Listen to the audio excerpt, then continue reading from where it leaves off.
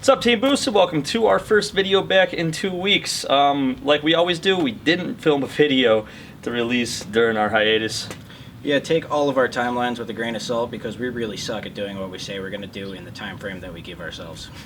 Yeah, and it doesn't really help that this particular project, there's a lot going on, but we have a little bit more time, we have a little bit more energy now.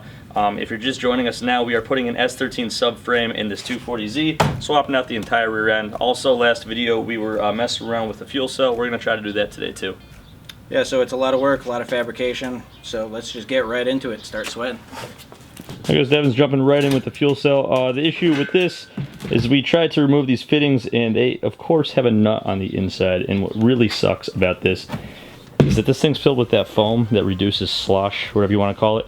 So we need to pull the foam out to retighten that, and that's just a huge pain in the ass. These are the only entries. Well, then I don't really know how we're going to do it. Yeah, but it's not a matter of pulling. I literally have no idea what's in here. So we're going to open it and see what we can do. Devin is freaking elbow deep in the shit right now. Yeah, nah, I'm just getting to the nuts on the backside, so we could totally do it. Hopefully I'll just be able to get my arm out afterwards. Sometimes you got to go fist deep to get to the nuts, bro. You just make it so it won't come off again. Probably snug is fine, because those weren't really the tightest of all things. There's one.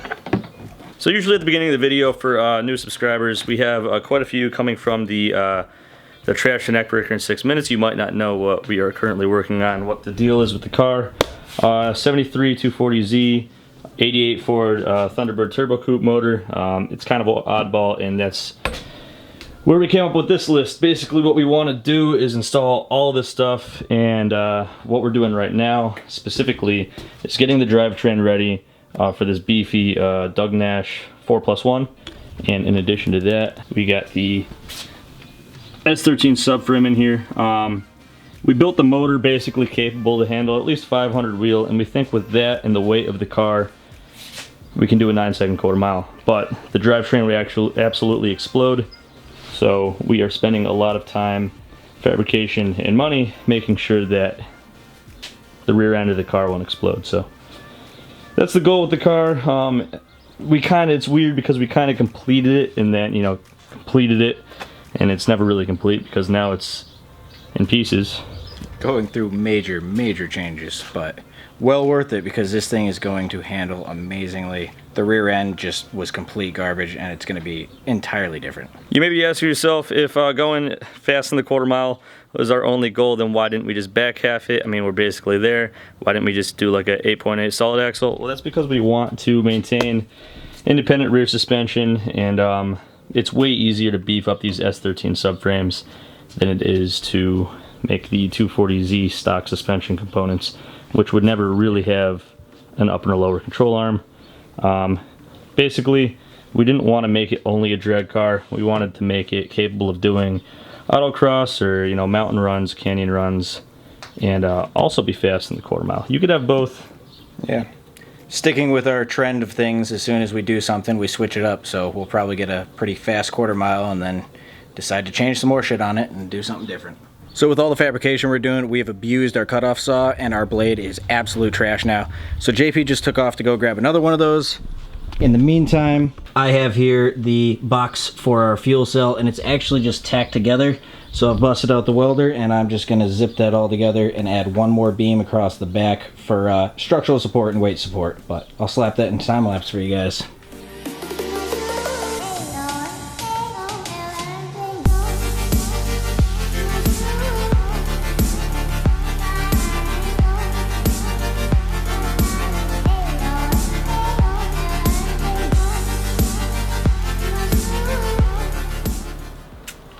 Alright, so we've got our fuel cell box all done up, and it is very sturdy, holds the weight of me, and I don't think we're going to be putting that much gas in this thing. So with that all done, we're going to be moving to the back of the car now. At the end of the last video, we got these little standoffs here tacked in.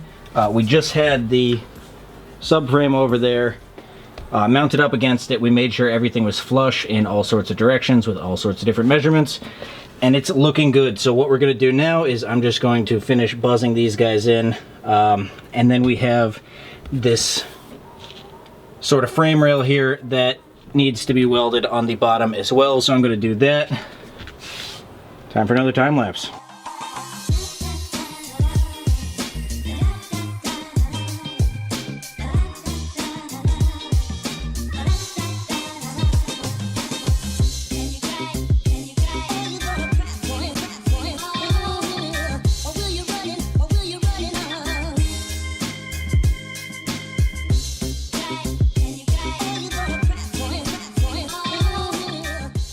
Okay, so after way longer than we showed you guys in the video, this is where we're at so far.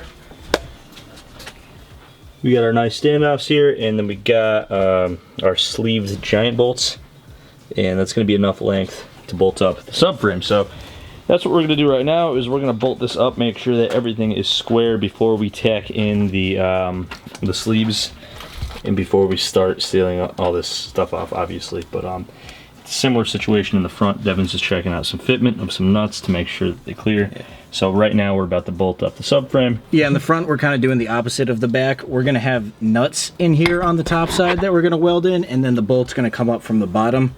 So we got the nuts in here, some washers to add some extra thickness, and yeah, we're just going to bolt up the subframe right now, make sure everything's in line so that we can, you know, solidify this and tack it all in.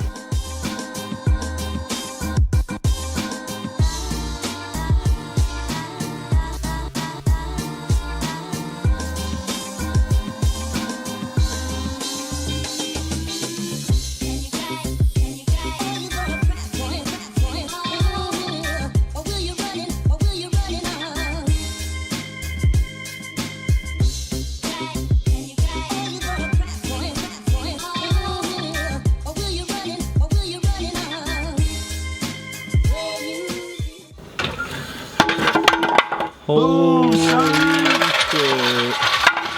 Fucking 3 weeks later. Oh my god, you guys, we actually did something. What do you think, Devin? It's pretty freaking sweet. There's a lot less that we're gonna have to do. There's just like a little corner over here that needs to be. There's like a couple of bubbles on this one up here. Just some shitty weld we gotta clear up. Yep. And then it'll go in there and be all smooth and flush. Let's put some levels on this thing, and then this suspension, just see that everything is still good, and then we could do some tacks. Yeah. Okay, so what we've done behind me is we've put on the this side of the suspension, minus the coilover, and we've jacked it all the way up, top of its travel, to make sure that it's pretty center. Exposure might be all messed up on my camera. But what we're really looking for is no clearance issues, and there's none, and the wheel is pretty much center. A little bit farther back than it is in stock form, but that should not be a problem. Seems to travel just fine. Everything seems square. Everything clears all of the brackets in the standoffs that we've made, so we're just going to make sure that all the measurements still line up on the other side in relation to this, and then we could continue on. Yeah, a few things we got to take down, but we're about ready to weld this thing in officially. So here's some incredible shit. Now, I bought these Fortune 500 lower S13 mounts for these. Didn't think it was going to work, and we thought this whole time that it didn't, but it turns out they were just really tight, and these actually screw on to our 240Z coilovers perfectly. So now we have a 240Z top hat with an S13 lower end. We have our rear suspension all set for this car. We are good to go, boys. Thank God Sam just tried it again. Yeah. We just manhandled that right there. We're like, nope, this definitely isn't the right thread. Sam's like, nah.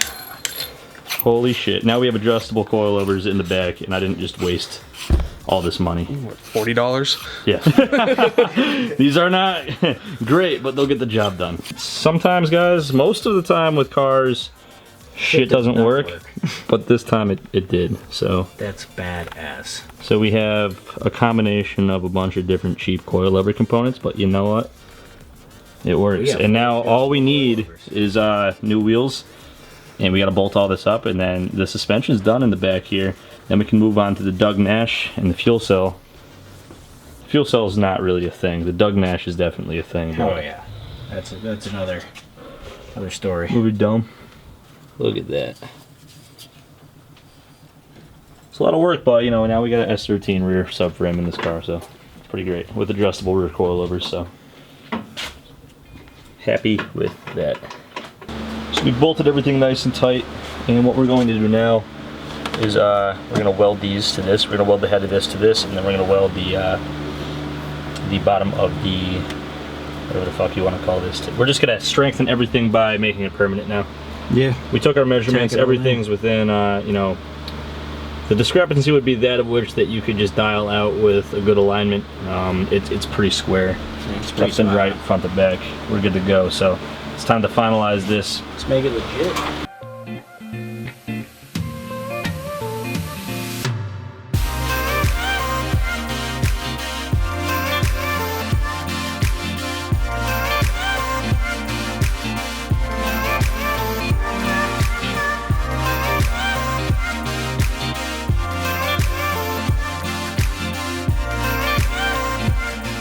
Alright guys, today we got the subframe in. At the beginning of the video, we weren't quite sure if we were going to be able to do that. You know, well, we were going to eventually do it, but maybe not this video. But we actually did something that we said we were going to do for once. Yeah, it took a few extra days. Our buddy Adam came down for the weekend, and it was recently our birthday, so we had to celebrate. But we got it done, and we made huge progress today, guys. So off cam, we're probably going to button it up and make it look pretty, so next time you guys see it, we'll be installing those coilovers, and we might have, we probably won't have the wheels picked out unless we measure them up right now and we order them. Summit's usually next day. We'll leave it up in the air. Yeah, we'll leave the wheel thing up in the air, but after this, we put that transmission in, and then we are ready to have the wheels on the ground and be driving the car again. Still a lot to do, but there's a light at the end of the tunnel now. If you guys are not familiar with our channel, we give away products from boostedshades.com every single video. Devin's going to go ahead and pick a winner right now. Even if you guys don't win, please check out boostedshades.com. That's the best way to support us and make sure that we can keep destroying old cars and putting weird stuff in them. Alright, this video's winner is McDonald Raceworks. Alright, you can hit us up at Teamboosted at boostedshades.com or through any of our social media platforms, and we'll get back to you and ship you a prize. If you guys would like to win, all you got to do is like, subscribe, and leave a comment. The comment could be anything. But sometimes we ask you guys things at the end of the video. Pretty much every video. This video's question is, what is the best trade you've ever made? What is the worst trade you ever made? You could pick either. You could use both. Just leave that in the comments, or any comment you're eligible to win. Could be anything. Could be vehicles. Could be miscellaneous items. Could be words. Motorcycles. But as always, guys, thanks for watching. We'll see you next time.